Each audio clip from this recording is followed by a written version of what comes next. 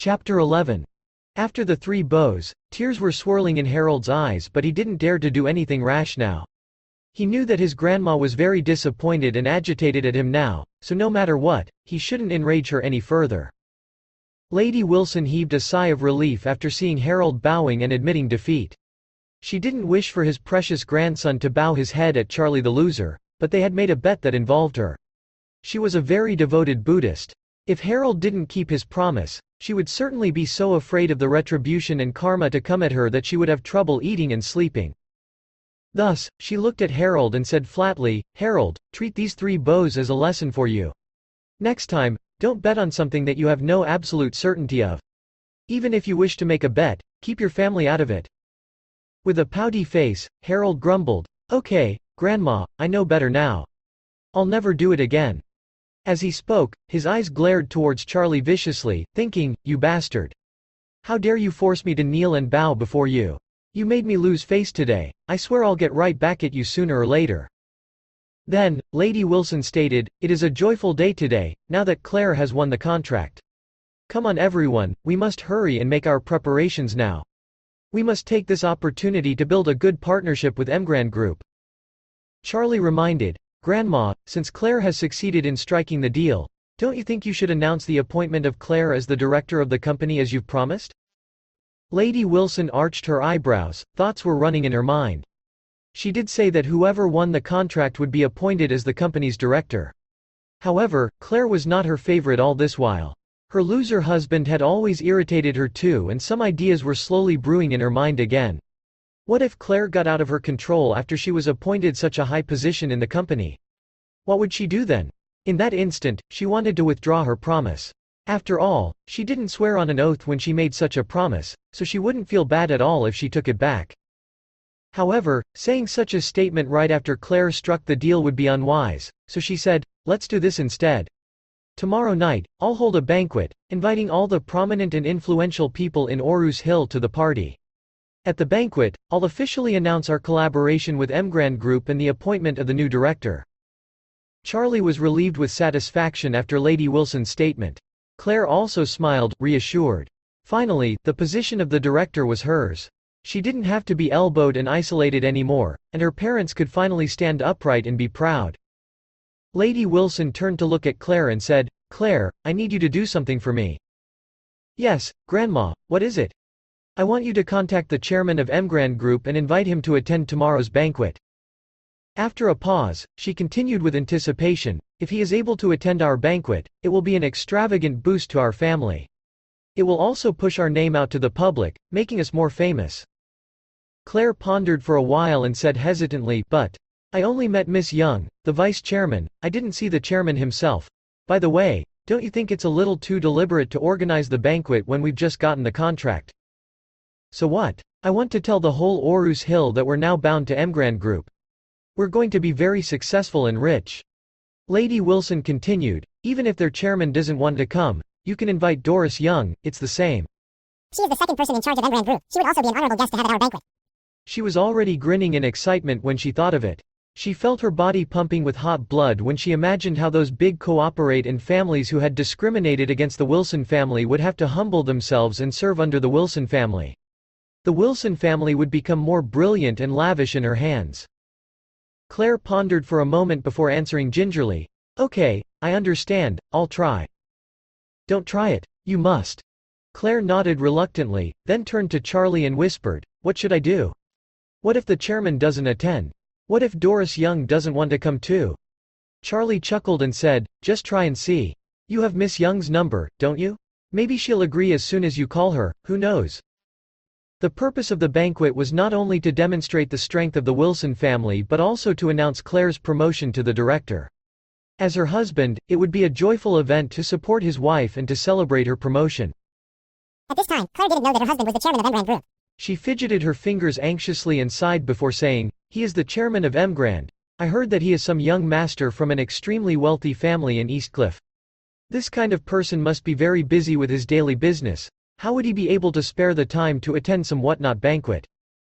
Charlie laughed and said, "I don't think so. Perhaps he's someone who spends his time with his wife at home every day, cooking and doing the laundry all day long. Who knows?"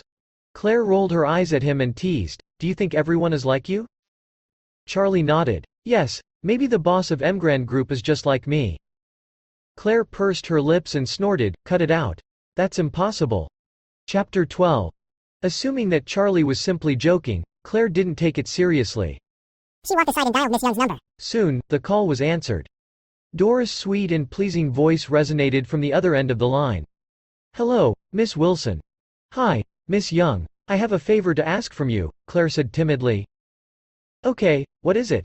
Doris replied. Claire rehearsed the sentence in her head once again, taking a deep breath before she said determinedly, "May I know if the chairman is available tomorrow night? My family will be organizing a banquet tomorrow to officially announce our collaboration with Emgrand Group. I hope that the chairman would kindly accept my invitation." There was silence at the other end of the line before Doris spoke again. "Miss Wilson, I'm sorry but I cannot make the decision on behalf of the chairman.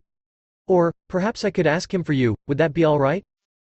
Claire said respectfully, "Thank you, sorry for the trouble caused." After the call was ended, Claire held her phone nervously, anticipating her reply. Right at this moment, Charlie's phone suddenly rang. Charlie, taken aback, quietly cursed himself for forgetting to mute his phone. It must be Doris who was calling to ask for his opinion. He pretended to answer the phone calmly and mumbled, "Yes?" As expected, Doris' voice came from the phone. "Mr. Wade, the Wilson Group will be holding a banquet tomorrow night. I would like to ask if I would want to attend the banquet." Charlie replied, "Oh, is that so? Okay, I will. All right, that's it, bye." Then, he quickly hung up the call and mumbled, "These marketing spam calls are really annoying." Claire didn't suspect anything, but very soon, her phone rang again. Doris's voice echoed into her ear again. "Hello, Miss Wilson, our chairman has agreed to your invitation, he'll drop by the venue then." "Ha, really? That's great. Thank you so much for your help. Please thank Mr. Chairman on my behalf too." Claire muttered in disbelief followed by an excited shriek.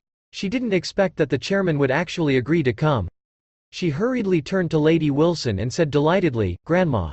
The chairman of Emgrand Group has agreed to come." "Really?" Lady Wilson was extremely thrilled.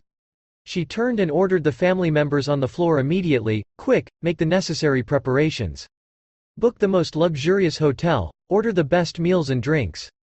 Let's make it big to welcome the chairman of Emgrand Group. Next, contact all the big companies in the city and invite them to our banquet. Inform them that Emgrand's chairman will be there." Then the office became very busy with everyone bustling here and there to make phone calls. Everyone was stoked, constantly contacting their business partners and the high-profile figures of Orus Hill. The news exploded like an atomic bomb in the city that it spread like wildfire. In the blink of an eye, everyone in the Orus Hill knew about Wilson Group's banquet. The mysterious chairman of Emgrand Group would appear at the Wilson family's banquet tomorrow night.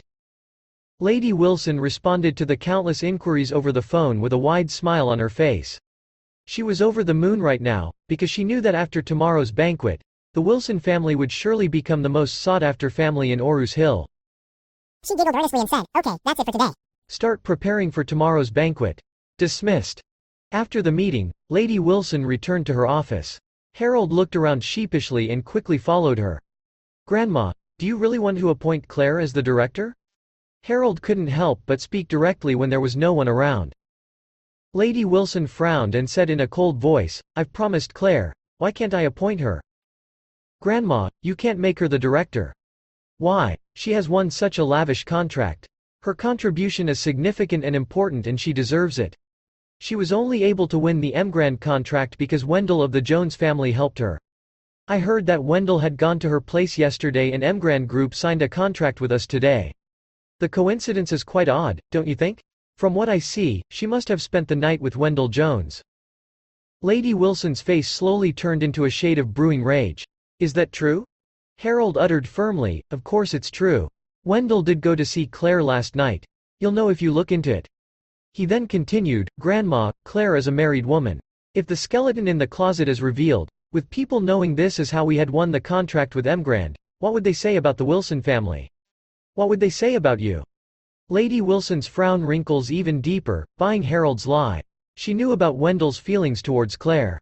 During her birthday, Wendell had given her a jade talisman worth $3 to $4 million. It could also explain why Claire was able to win the $60 million contract. Sensing the change in Lady Wilson's expression, Harold quickly continued, "If you appoint such a shameless woman as the director, our reputation will be tarnished. At a time like this, you must appoint another person as the director and give that person the credit of the contract too. The best choice would be a man. It's the best way to avoid gossip." Lady Wilson nodded slightly, pondering upon his suggestion. She believed 80% of Harold's lies. Considering the circumstances, she should choose another candidate as the director to eliminate the rumors and gossip. If the public were to know that Claire had won the contract because of her affair with Wendell, she would state that the new director had won the project instead of it being the product of Claire's affairs. Moreover, the old lady was biased too. Honestly, she didn't like Claire. In addition, she was a conservative woman with patriarchal thinking. She didn't like the idea of Claire slowly growing her influence and power in the Wilson family. She must stop her growth within the family to consolidate the Wilson family's assets. She had made up her mind silently as her thoughts ran wild. She looked at Harold and said coldly, "Harold, from now on, you must listen to me. Do what I tell you to do, and don't do the things that I tell you not to do. Do you understand?" Harold stood upright and said, expressing his loyalty, "Don't worry, Grandma, I'll follow your orders like a loyal servant. I'll go wherever you point, I'll do whatever you say." "Okay." Lady Wilson nodded and continued, "At the banquet tomorrow, I'll announce that you're the new director and will be fully in charge of the project with Emgrand Group. But remember, you must be obedient and faithful. I can hold you up, but I can also bring you down." Harold shrieked gleefully and said, "Don't worry, Grandma. I'll be a good boy." Chapter 13. Claire's heart was still thumping excitedly when she exited Wilson Group's office. Grandma would officially announce her new position tomorrow. Finally, she could hold her head up high. She turned to Charlie and said gleefully, "Charlie, thank you. If it's not for your encouragement, I wouldn't have dared to step up and take the challenge." Charlie replied with a smile, "Dear, you deserve this." He turned his head away, then turned back to her and said, "Oh yes, it's such a great and happy event. Let's celebrate, shall we?" Claire nodded. How do you want to do it? "Our third anniversary is around the corner, let's celebrate it together. I'll prepare everything, you just have to sit back and relax." Claire gaped in surprise. "Are you going to surprise me?" "Yes." Charlie nodded and laughed. "I'm giving you a surprise." Claire felt a dash of warmth surging her heart. "Okay, I won't ask you for any details then." "You don't have to, just wait." Charlie had several plans lining up for the preparation of a special and exclusive wedding anniversary. Generally, compensation was the main objective. After all, he was very poor previously and he didn't have the money to buy presents for his wife. In fact, he couldn't even afford a formal wedding for her. Now that he was loaded, he wanted to compensate her earnestly. After splitting with his wife, Charlie went to a jewelry store called Emerald Court in the center of Orus Hill alone. Emerald Court was the most popular jewelry store in town. They had gold, platinum, diamonds, jade, and all sorts of gemstones and accessories that one could dream of.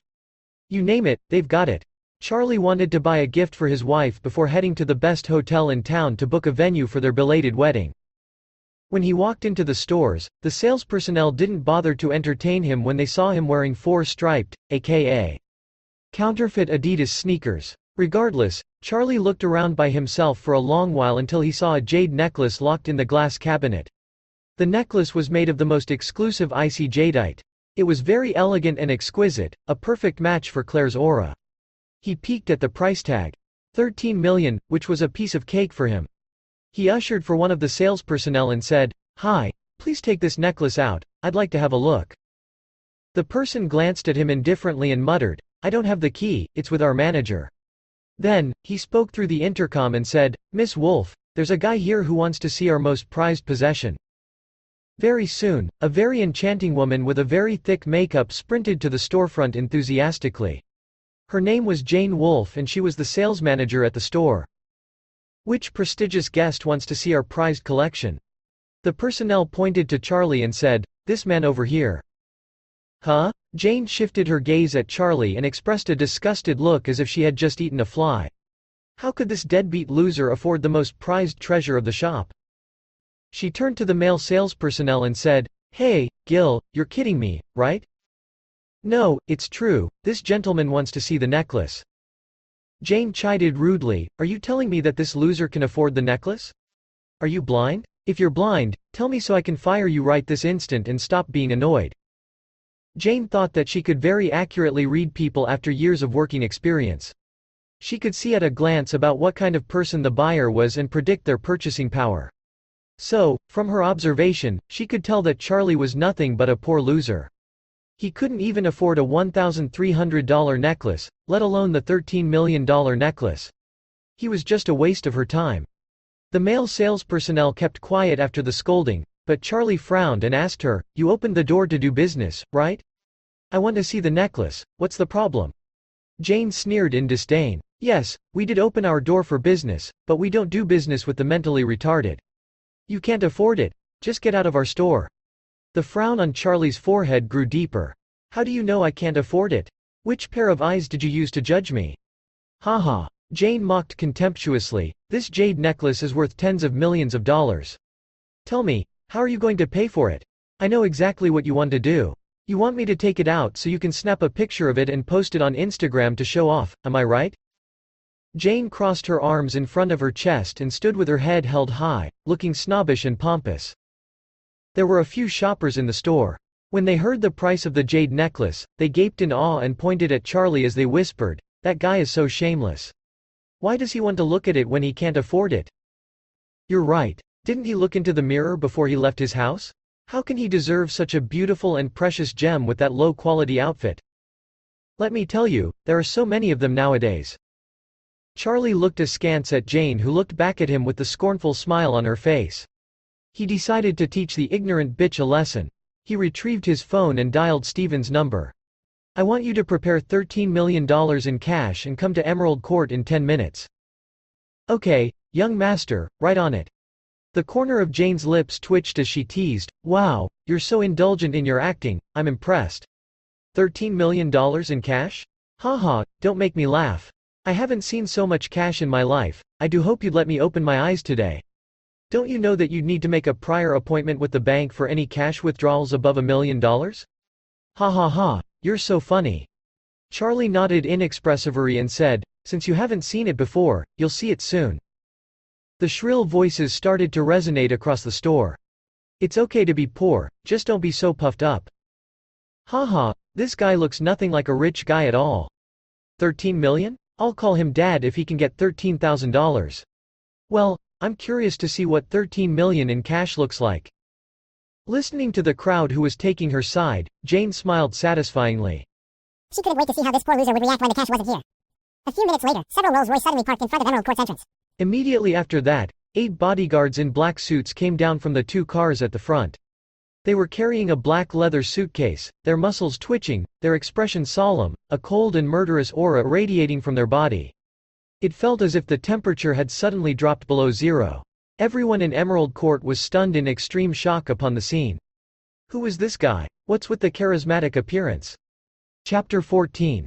Jane was taken aback by such an extravagant appearance, wondering to herself if these guys were here for him. She dismissed that thought very quickly. Impossible. The poor loser wouldn't know anyone so powerful. Stephen got out from the 3rd car and strode into Emerald Court. Jane quickly got up to greet him, but he ignored her completely and went straight to Charlie. "Young master, I'm here with the money." Then, Stephen gestured with his hand. The sturdy bodyguards walked into the store, placed the suitcase on the floor, and opened it. It was full of cash to the brink. Everyone gaped in extreme shock. Damn it. The loser. Oh no. What the guy had said was actually true. Oh damn. Who was he? Many people took their phones out, trying to take a picture or record a video. They wouldn't want to miss such a shocking scene. Stephen's bodyguards immediately cleared the scene and pushed them out of the store. All they managed to snap was the back of Charlie's head. Charlie pointed to the cash and said to Jane, "You said that you've never seen so much cash before, didn't you? Take a good look at it now." In a shocked daze, Jane mumbled with vigorous nodding, "Yes, I see it now." Charlie said to Stephen, "I want to see the manager of this store." Stephen nodded, took out his phone, searched through his contact list, and made the call. As soon as his call was answered, he shouted, "Bastard, I am Stephen Thompson. I'm now at Emerald Court. I'll give you 1 minute to get here now, or I'll have someone burn down the store and then break your legs." Blood drained from Jane's face, her eyes filled with horror when she looked at Stephen. Who was this guy? Was he that powerful? Her boss was a man of substance in Orus Hill, and he was also very well connected in the organized group. Everyone treated him with great respect and honor. She couldn't believe that there were people who dared to talk to him like that. It had not even been a minute when a middle-aged obese man came running from the office behind the store. He sprinted as soon as he saw Stephen and said, "Mr. Thompson, it's such an honor to have you visit my shop. Why didn't you let me know earlier? I could have come to greet you." Stephen hurled his hand across the man's face, slapping him, and growled furiously, "You're pretty cocky, aren't you? Your staff even dared to mistreat our young master like this. Are you getting tired of breathing?" Stephen knew that the young master had undergone a miserable life in the past decade, so he was extremely agitated when a lowly staff member treated him so poorly.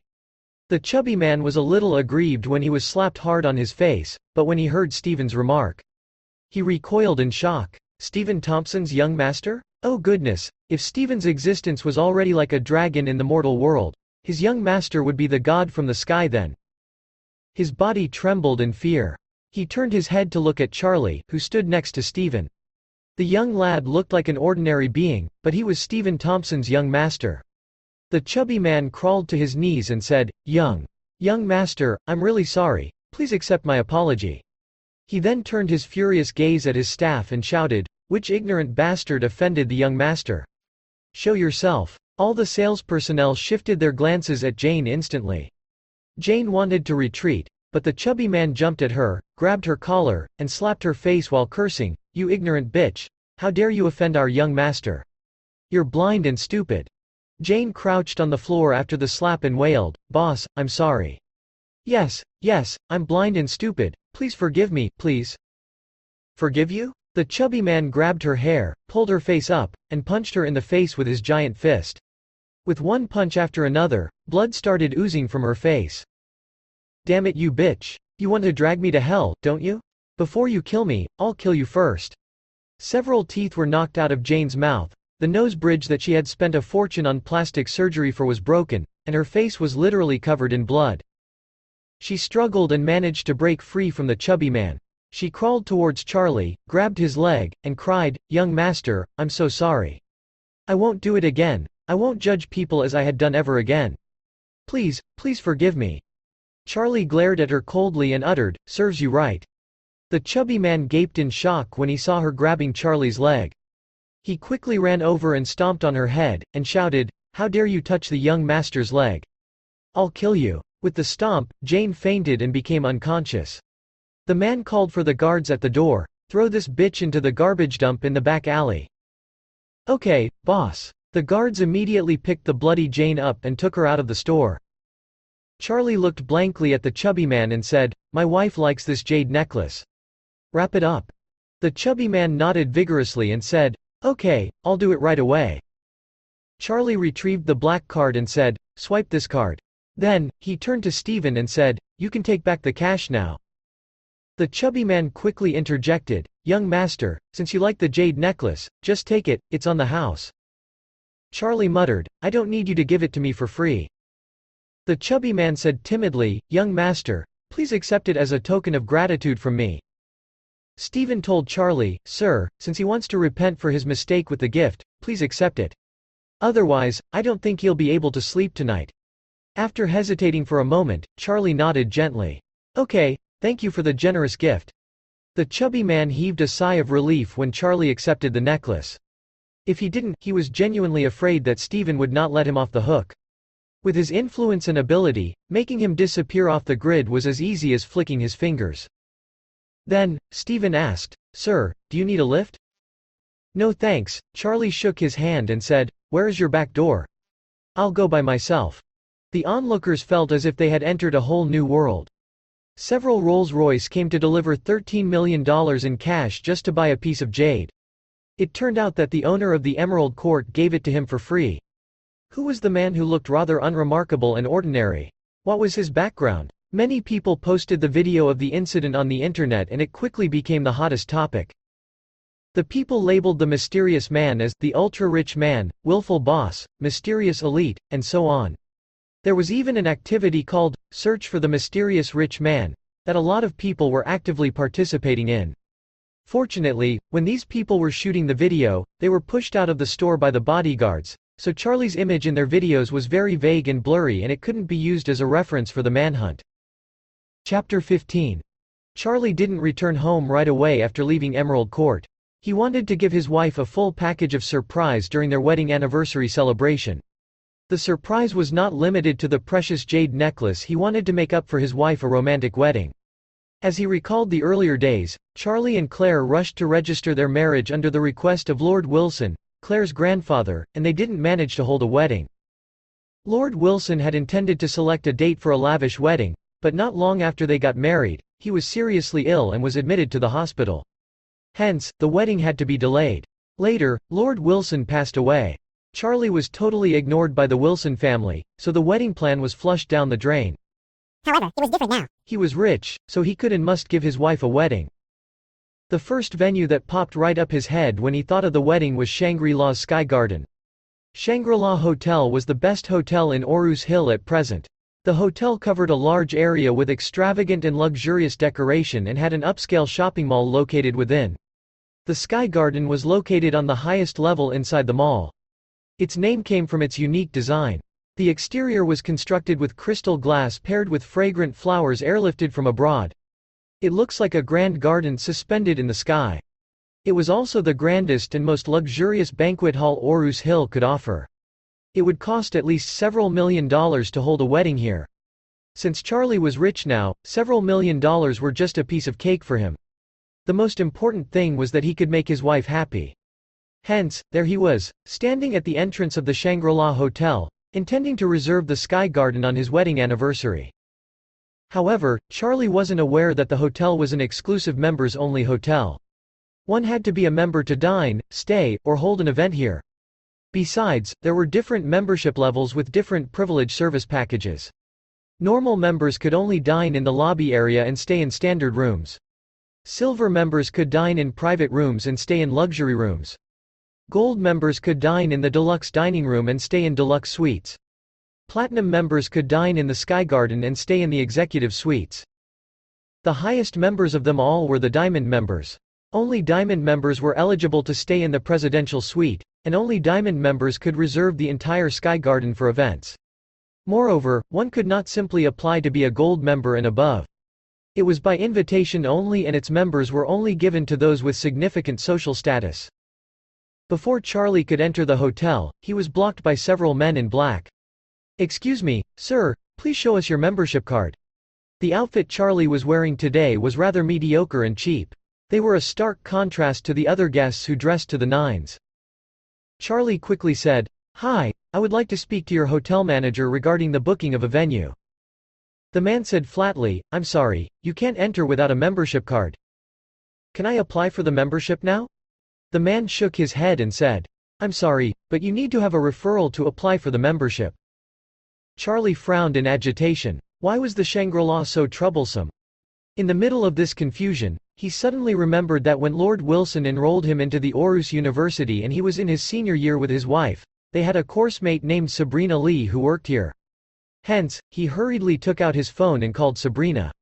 After stating his situation about the application, Sabrina said, "Don't worry, class representative, I got this. I'll be there right now." Charlie quickly thanked her.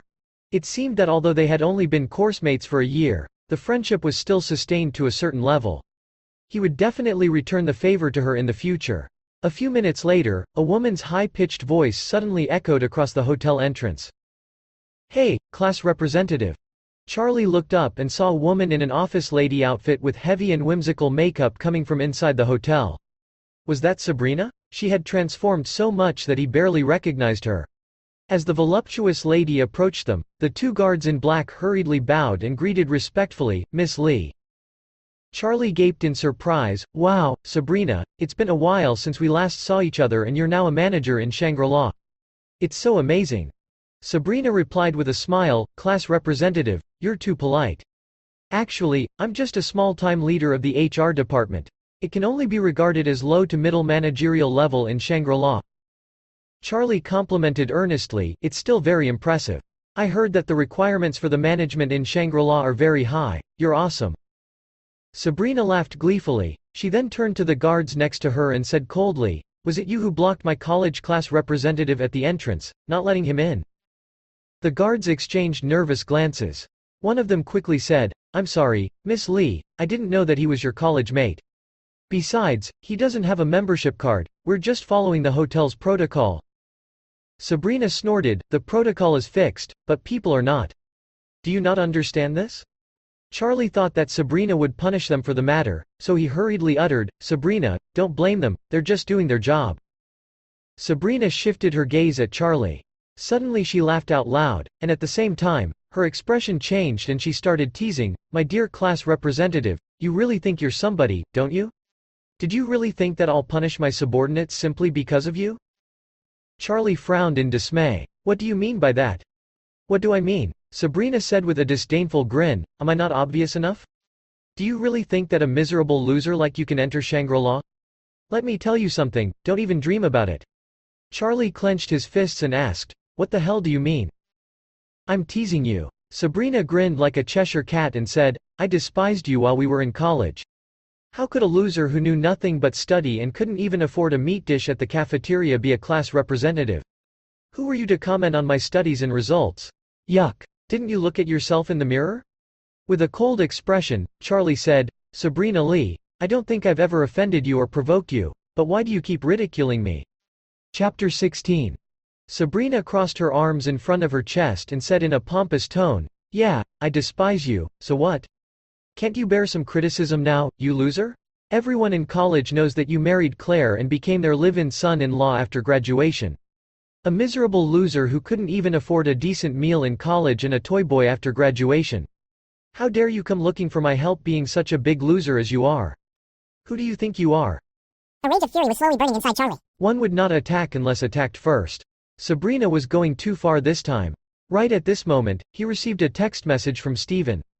"Young master, the Wade family owns Shangri-La Hotels and Resorts. The Shangri-La of Orus Hill is just one of our many Shangri-Las throughout the world." Charlie's pupils shrink in astonishment. Did he just say that the Wade family owned Shangri-Las? He responded reflexively, "You're not bluffing, are you?" "Of course not. The person in charge of Orus Hill's Shangri-La is Isaac Cameron. His number is 155. Please give him a call and he will settle everything for you." "Okay." Sabrina was a little agitated by Charlie's attitude, staring at his phone and texting while she was mocking him. She felt like she was abusing a dog and of course, she wanted to hear the dog yelp. Unexpectedly, Charlie didn't say anything. It proved that in his case, time didn't change anything. He was a loser since college, and he was the same loser now who didn't even budge after being insulted. Hence, she increased the cockiness in her tone and sneered, "Hey, Mr. Class Rep, you're pretty good at putting up with insults. Oh yes, by the way. I heard that you and Claire have not slept together after being married for 3 years. Is Claire actually someone else's mistress and you're nothing but a smokescreen for her affairs?" "Ha ha ha." Charlie frowned indignantly. "Not only did you insult me, but you also insulted my wife. Sabrina Lee, you're digging your own grave." Enraged, he called Isaac Cameron's number. He stared at Sabrina and said flatly while waiting for the call to be answered, "I'm going to ask your person in charge about how Shangri-La recruits employees, for even people with a foul mouth like you can work here." "What? How dare you taunt me? You really need a beating." Sabrina growled furiously and shouted to the guards beside her, "He's here looking for trouble, beat him." At this moment, his call was answered. "Hello, who is it?" A charismatic male voice came from the other end of the line. Charlie said coldly, "Are you Isaac Cameron? I am Charlie Wade, I'm now at the entrance of Shangri-La. I'll give you a minute to get the hell here or you can just get out of Shangri-La." Upon hearing it, the man who was originally full of charisma immediately panicked and stuttered, Young master? Are you really at the Shangri-La now? 50 seconds. The man yelled over the phone and blurted frantically, "Please wait a moment, I'll be there right away." Sabrina smirked as she listened to Charlie's phone conversation and mocked sarcastically, "Hey, Charlie, I didn't know that you're so good at blowing your own horn. Do you know who Mr. Cameron is? Even the most prestigious members of Shangri-La dare not to be so pompous in front of Mr. Cameron. Do you really think you can fool me by pretending to make a call?" Charlie glared at her and said faintly, "You'll know in 30 seconds if I'm fooling you." Sabrina laughed contemptuously. "Okay, our beloved class representative. I'll wait for 30 seconds. Oh no, let's make it 3 minutes. If Mr. Cameron doesn't show himself in 3 minutes, I'll let the guards tear your bluffing mouth off your face, you lying little prick. Ha ha ha. This is so funny. 20 seconds later, a middle-aged man in a top-of-the-line bespoke suit ran towards them in a panic. He was a dog who worked for the Wade family. He was also a very powerful dog. Ever since he had been appointed as the general manager of the Shangri-La in Orus Hill, he became one of the most respectable icons in the city. When was the last time he was ever so panicked and anxious? However, his panic was understandable. He had never imagined that the young master of the Wade family would appear at Shangri-La, which was under his management. Sabrina intended to continue insulting Charlie when she suddenly saw the guards looking pale and horrified as they glanced behind her. She followed their stunned gazes and turned around when she saw Mr. Cameron emerge. Her eyes opened widely as if she had been struck by lightning. Then, she turned back at Charlie, her eyes full of horror. How is it possible? Who is Mr. Charlie Wade? Isaac's voice was trembling in fear and disbelief. Everyone stared at him in bewilderment, stunned. The man who could easily shake Orus Hill by simply stomping his feet had become so terrified and frightened that even his voice changed. Charlie said loudly, "I am." Isaac quickly rushed towards him and bowed. "Young." Charlie interjected immediately, "Mr. Cameron, some things are not suitable to be said out loud in public." Isaac was shaking with jitters upon the statement. "Oh, my goodness. I'm such a stupid dog. Young master's identity must be highly confidential, yet I almost called him out. If I offend young master, it will be the end for me." Thus, he hurriedly changed the address but still spoke in a respectful tone, "Mr. Wade, welcome to Shangri-La. Please follow me to my office for further discussion." Sabrina was utterly stunned. She could not accept the fact, but it had unfolded right in front of her eyes. Who was Charlie Wade really? What was his real background? How could he make the big boss of Shangri-La bow before him like a lowly peasant? He wouldn't bear a grudge against her for her mockery, right? Chapter 17. Sabrina hurriedly put on a coy smile and said to Charlie in a flattering voice, "Class representative, welcome to Shangri-La. It's our honor for you to visit us, and it's also my pleasure as your former college mate. Please come in." She assumed that her compliments and gentle tone would make Charlie forget her rude behavior towards him earlier. Unfortunately for her, Charlie was not as kind as she thought he was. Isaac gaped in surprise when he heard Sabrina's remark and quickly asked, "Lee, you're Mr. Wade's college mate?" Yes, Sabrina said frantically, "Mr. Wade was my class representative when we were in college, we're quite close." Isaac announced instantly, "Go to the president's office tomorrow. You'll be the HR manager of Shangri-La." In Shangri-La, the promotion from team leader to HR manager was at least a 3-tier difference in ranking. Not only would her salary and welfare package increase by tenfold, but she would also control the manpower of most employees in the hotel. The HR manager was considered among the high-level executives at managerial level. Sabrina was so thrilled when she heard his statement that she almost fainted. Charlie uttered coldly, "Mr. Cameron, do you know what kind of relationship I have with Sabrina Lee?" Isaac assumed that Charlie was displeased with the arrangement and immediately said, "Mr. Wade, I can promote Miss Lee to vice president if it pleases you." Charlie said abruptly, "I called Sabrina Lee for help because I didn't have a membership card, but out of nowhere, she insulted me for no reason and even urged the guards to beat me. Yet, now you want to promote her to vice president? What do you mean by that? Do you want to intentionally piss me off?" Isaac felt blood drained off his body. He had aimed his flattery in the wrong direction. Next, the glare he pointed at Sabrina was filled with wrath and fury. He swung his hand across her face and growled in great dismay, "How dare you offend Mr. Wade? Did you borrow your courage from a lion? You wish to die, don't you?" Sabrina was so frightful that she knelt down on the ground, shaking in great fear as she wailed and pleaded, "Mr. Cameron, I'm sorry, I'm so sorry." Isaac lifted his leg and kicked her fiercely, sending her a distance away, and shouted, "You ignorant bitch. I'll teach you a lesson today about the price you have to pay for offending Mr. Wade." He then turned to the security guards and shouted, "Give her a good beating. Don't be merciful. Destroy that plastic face of hers and make an announcement to the entire Orus Hill that whoever dares to hire her would indicate that they're going up against me, Isaac Cameron."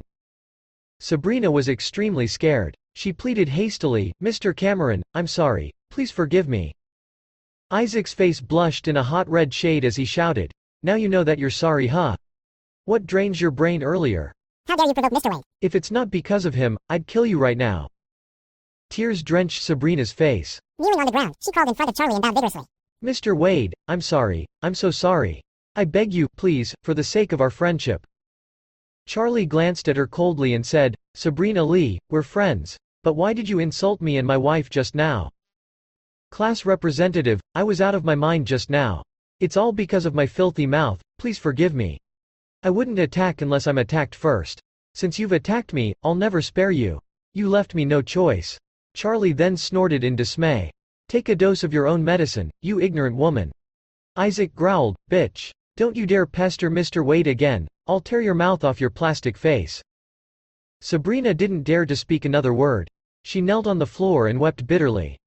Charlie ignored her completely. He looked at Isaac and said flatly, I want to talk to you about the Sky Garden, let's go to your office. Isaac nodded vigorously as he led the way. Of course, Mr. Wade, please come this way. Before he left, he turned to the guards and shouted, teach her a lesson and don't stop without my order. Yes, Mr. Cameron. The guards nodded frightfully. They dashed toward Sabrina, pressed her against the floor and gave her a good beating.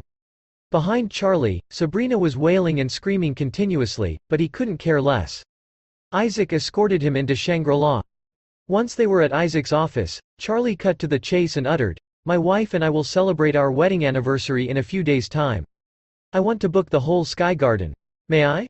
Isaac answered without a doubt, young master, for the sake of fairness to all the premium members, we disallow the charter of the Sky Garden entirely, not even to prominent politicians in the city. However, the Sky Garden will be reserved for you and only you in the future. Charlie said flatly, that's not necessary, I just need it for my wedding anniversary. In addition, I need your help to prepare a surprise for my wife. No problem. Please rest assured that all the staff of Shangri-La and I will always obey your orders and requests. After settling the matters in Shangri-La, Charlie hopped onto the bus and went home. He realized that almost all the passengers on the bus were watching videos and short clips on their phones. To his surprise, everyone was watching the same video. It was the video of him showing off the $13 million in cash in Emerald Court the other day. The video began when Stephen and the team of security guards stepped out of the black Rolls-Royces. Then, the screen shifted to the guards carrying dozens of black suitcases into Emerald Court and hurled them all on the floor, humiliating the ignorant and cocky sales manager. The whole incident had been shot and posted on the internet. However, the video failed to capture Charlie's face. The video spread across Orus Hill like wildfire. Curiosity filled the city as people were speculating on who was the ultra-rich man behind all this. Many girls started to daydream about their own rags to riches Cinderella fiction, wishing they could meet the mysterious Prince Charming soon. Charlie heaved a sigh of relief after repeatedly confirming that his face was too blurry in the video to be identified. When he finally got back home, it was filled with celebratory joy and excitement. Claire had won the Emgrand Group contract and was about to be appointed as the director of Wilson Group. Her parents burst into joyful tears. After being taunted and ridiculed for so many years, they could finally embrace under the limelight and shine. Thanks to his in-laws' pleasant mood, they didn't find him despicable or annoying like they used to. Elaine said happily, I'm so happy today. My girl is extraordinary. She then turned to Charlie and said with a smile, which was an extremely rare scene, Charlie, despite your uselessness, I'll give credit where credit's due. Claire managed to succeed thanks to your motivation, so you don't have to make dinner tonight. We'll go out and celebrate. Claire chuckled. Let's go to Kempinski. It's too expensive. Elaine blurted in shock. It's at least $1,000 per person, isn't it? Claire laughed gleefully and said, Mom, the salary of the director is very high, with an annual income of $1 million. Wow. Elaine clapped her hands and cheered, that's awesome. My dear Claire has finally accomplished something significant. After a quick thought, she continued, but you'll need to give me 70% of your salary. You youngsters don't know how to manage your money, give me the money and I'll manage it for you. I'm sure it's more reliable than you saving it on your own.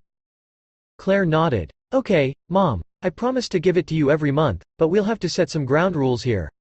Don't taunt Charlie again. He's your son-in-law, for goodness sake. Okay, alright, for your sake, I promise I'll not criticize him as much as I usually do. Chapter 18. Claire and her family went to Kempinski for dinner while Wendell was sulking at home. He saw the post from Emgrand Group's official page, feeling very depressed and dejected. He thought that it would be absolutely impossible for Claire to win the contract, but unexpectedly, it had only taken her half an hour to score a $60 million contract.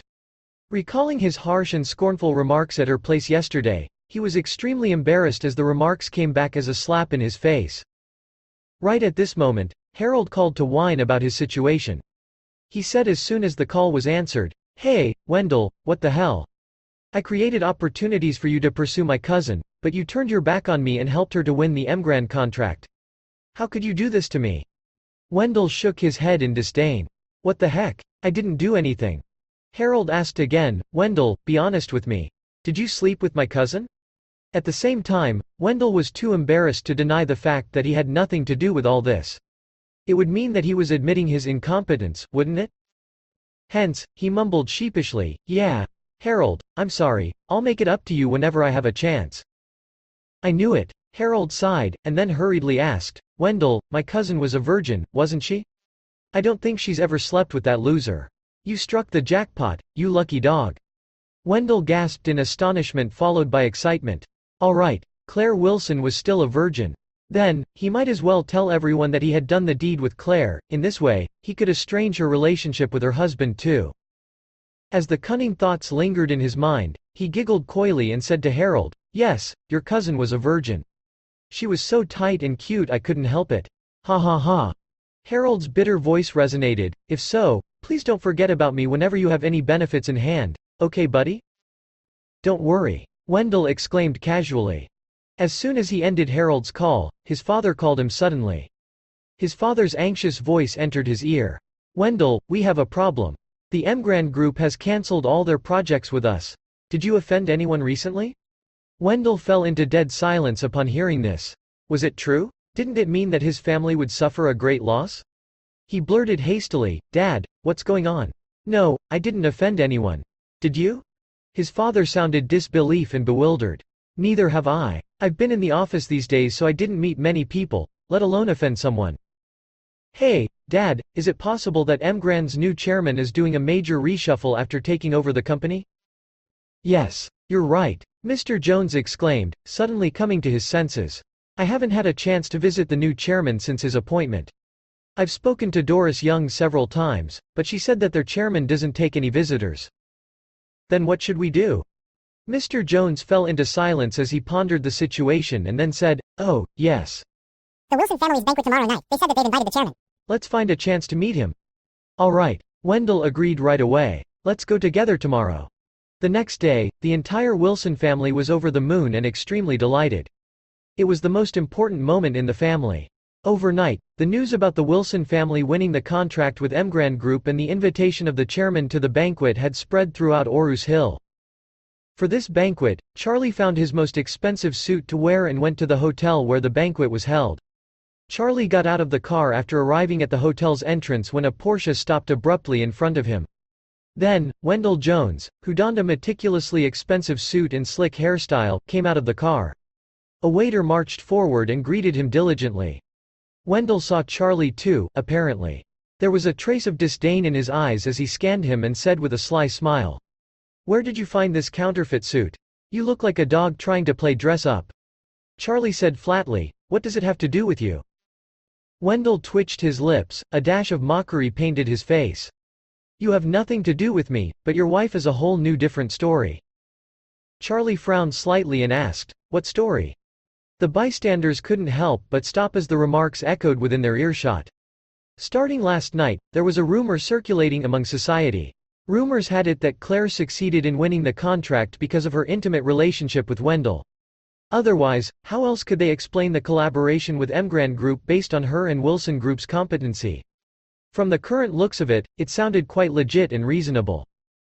Seeing that a crowd was slowly gathering around them, Wendell said loudly, "Why do you think Claire could win the contract with Emgrand Group?" Charlie glared at Wendell coldly. "Why?" Wendell curled his lips into a cocky smile and said, "Because of me, of course. Because Claire is my woman now, so I gave all I could for her to succeed in her negotiation with them." If you have any sense left, be a gentleman and divorce her as soon as possible." Although they had anticipated the reason, the people couldn't help but gape in astonishment when they heard Wendell said it outright. Sure enough, Claire had won the contract by sleeping with Wendell Jones. "Because of you?" Charlie chuckled sinisterly. Who do you think you are? Chapter 19. Who do you think you are, then? Wendell looked askance at Charlie as he said coldly, you are nothing but a loser, you can't even watch your wife stray around. It's such a waste for Claire to be with you, why don't you let her go for her to be with me? I can give her whatever she wants. A layer of ice hovered beneath Charlie's face. He started with a cold and deep voice, I'll give you two choices. 1. Apologize to Claire and take back everything you said in front of everyone, or 2. I'll make your family's company go bankrupt. Decide now. Ha ha ha, are you kidding me? Who the heck do you think you are to make my family go bankrupt? Wendell laughed out loud as he shot a contemptuous glare at Charlie. Obviously, he did not take Charlie seriously. Are you out of your mind, you crazy piece of shit? Are you daydreaming? Do you have any idea what our company's net worth is? What can you do to make us bankrupt? Ha ha. Charlie wore an inexpressive expression on his face while looking at Wendell for a while as if he was looking at an idiot. Then, he retrieved his phone and called Stephen. In 3 minutes, I want to see the bankruptcy and liquidation of the Jones family's business. Let their debts hit the ceiling. 3 minutes to make a company with a net worth of billions go bankrupt was utterly impossible.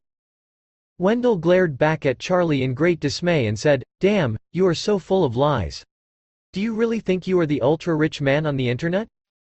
Then, he continued coldly, loser, stop pretending, I'll give you two choices too. 1. Kneel and apologize to me, then divorce Claire immediately. 2. I'll get someone to beat the hell out of you and cripple you, and let you see for your pathetic self how lovely and sweet Claire is with me. Decide now. I'll give you a minute to consider your options. Charlie glanced at his watch and said, you have 1 minute left.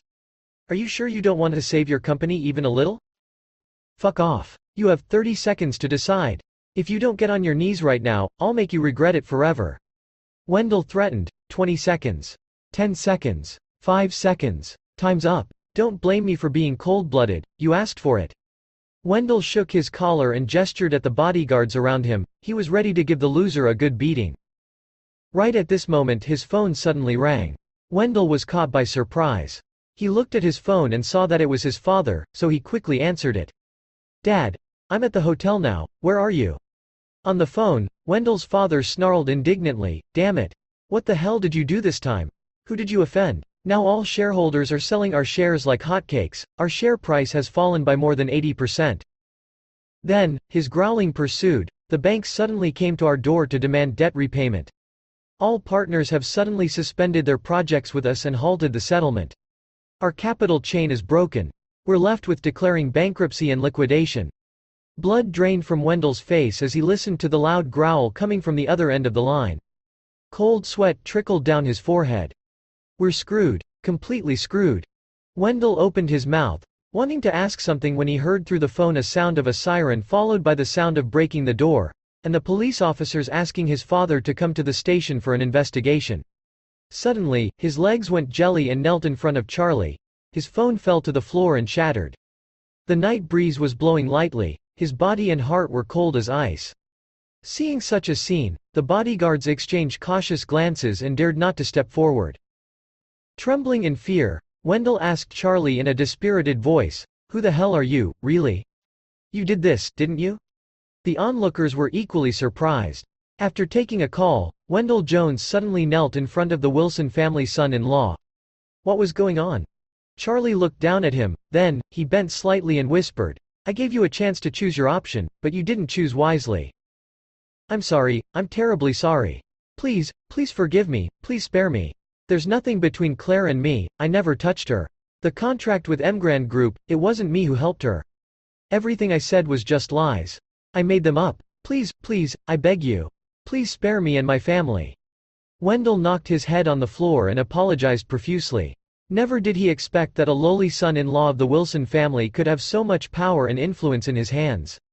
A simple phone call was what it took to make his family bankrupt. When he lifted his head to look at Charlie, he felt that the plain and emotionless face was more horrible than the devil. Someone who could ruin his family in a few minutes was out of his hands. He was not in the place to offend him. Charlie shook his head and said, you should be grateful, at least I spared your life. Otherwise, your whole family would be dead by now. Wendell's face was as pale as a sheet of paper and his body was trembling violently. Charlie continued in his cold voice, "To tell you the truth, yes. I am the ultra-rich man in the video. If you don't want to die, don't tell anyone about my identity or I can't promise you and your father will be alive until tomorrow morning. Mum's the word." Then, he patted Wendell's face, stood upright, and walked into the hall, ignoring Wendell. As for Wendell, he crouched on the floor, completely stunned. He didn't dare to resist even the slightest against Charlie's act to humiliate him. He watched as Charlie walked into the hall and he quickly crawled into the hall too. He looked around frantically until he saw Claire.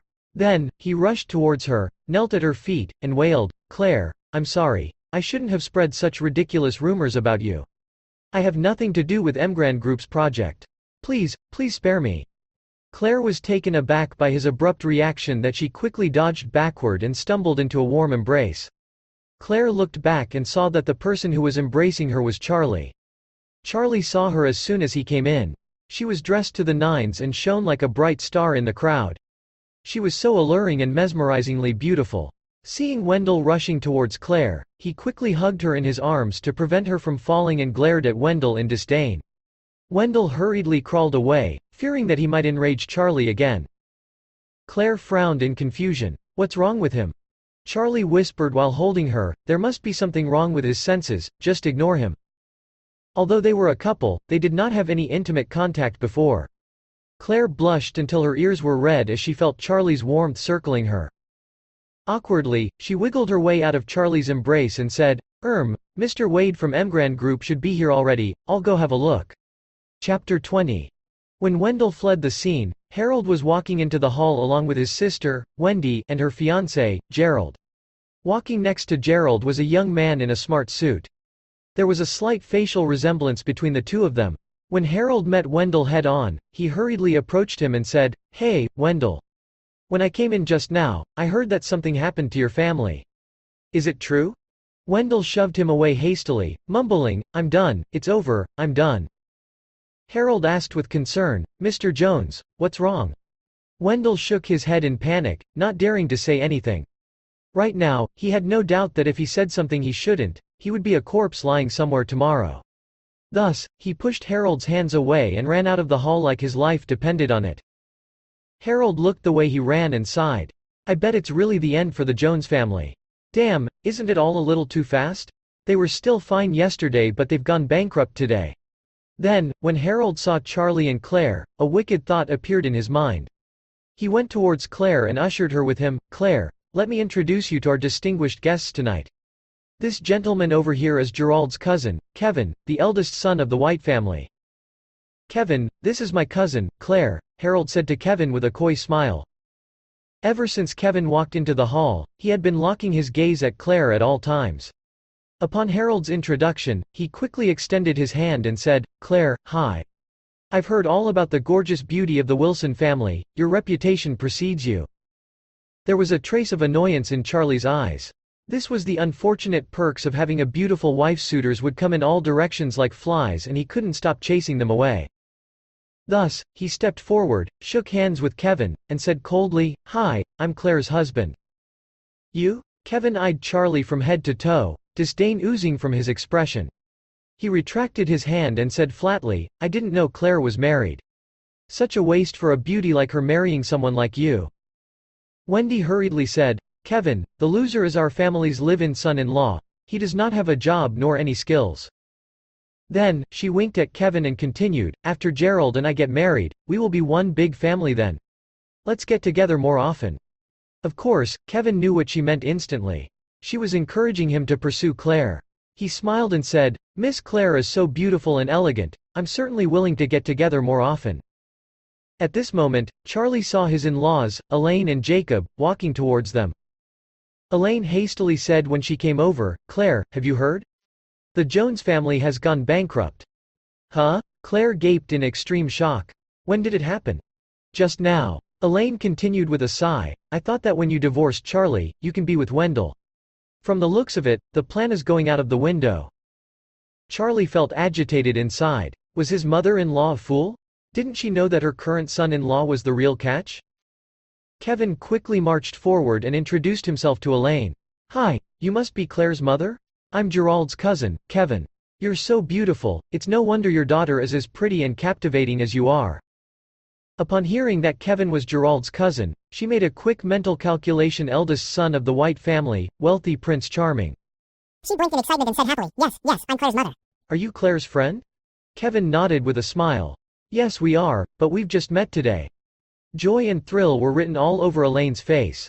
She nodded vigorously and said, "Come, let's sit. Mr. White, my Claire's beautiful, she's also as pure and honest as an angel. You youngsters should keep in touch more often." "Mom," Claire chided in agitation, interjecting her mother's words. Elaine was about to object when Claire tugged her gently and gestured to her to look at the stage. At this moment, Lady Wilson was standing in the spotlight. She looked around in astonishment before standing in front of the microphone and said with a smile, "First of all, on behalf of the Wilson family, I welcome all our friends, partners, and esteemed guests to our banquet tonight. Next, let us welcome the Vice Chairman of Emgrand Group, Doris Young, with a big round of applause." The spotlight shifted instantly, focusing its beam on the front seat. Doris was wearing a black evening gown, emphasizing her perfect body figure to everyone's eyes. She dazzled like a captivating fairy that all the men in the hall couldn't help but focus their gazes on her. The Vice Chairman of Emgrand Group. An absolutely stunning beauty. Each feature of hers was enough to attract everyone's attention. Doris stood up, nodding gently towards the crowd. Her glance stopped at Charlie for a short while before moving away. Then, Lady Wilson started again. "First and foremost, I would like to express my gratitude to the Emgrand Group for entrusting us with such an important project. We will work our best and will not disappoint them. Next, we would also like to introduce to you an outstanding junior of our Wilson family." Elaine shrieked excitedly, "Hey, Claire! It's your turn to shine now." Although Claire had prepared herself mentally to get on stage, she was still very nervous. Charlie cast a look of encouragement at her. Harold looked askance at the delighted Claire with a sneer at the corner of his mouth. Lady Wilson looked at their table top, smiling before she opened her mouth to speak again. "If it weren't for him, we wouldn't be able to collaborate with Emgrand Group. After much consideration from our board of directors, we've decided to elect him as the director of our Wilson Group and be solely responsible for the project with Emgrand Group. Let us welcome the new director of Wilson Group, Harold Wilson." Claire froze like a statue instantly. She shifted her gaze in disbelief but saw Harold went on stage with the cocky smile on his face. A layer of ice immediately hovered beneath Charlie's eyes. How dare they burn the bridge after crossing it? After gaining their benefits thanks to Claire, the Wilson family had immediately ditched her regardless of her feelings. Claire's eyes suddenly turned red, tears flooding in her eyes. Next, she stood up and ran out of the door without a second glance back. For her, the fall must be as devastating as the happiness she was in when she first arrived. Charlie groaned even more as he watched her leave. "How dare you bully my wife? I'll kill you." Harold stood on the stage and said proudly, "Thank you for the honor. I'll do my best as the new director, and also accomplish the project with Emgrand Group perfectly." Lady Wilson nodded with satisfaction. She took over the microphone and said, "There is one more important matter for the banquet tonight. That is, we are honored to have invited the new chairman of Emgrand Group, Mr. Wade. Please welcome him with generous applause." Thunderous applause echoed across the hall. All the guests tonight were here to see the new chairman of Emgrand Group. They couldn't wait to see his true self. Everyone was looking around like meerkats, anticipating to see who would stand up at this moment. Someone even said, "I suspect that the mysterious chairman is the same mysterious Richman in Emerald Court." "Yes, I think so too. His back looks unfamiliar. I don't think he is one of the upper-class social circle in Orus Hill." "Oh my god, does that mean the chairman of Emgrand Group is the most powerful super-rich person in Orus Hill? Arg, I can't wait to see his face."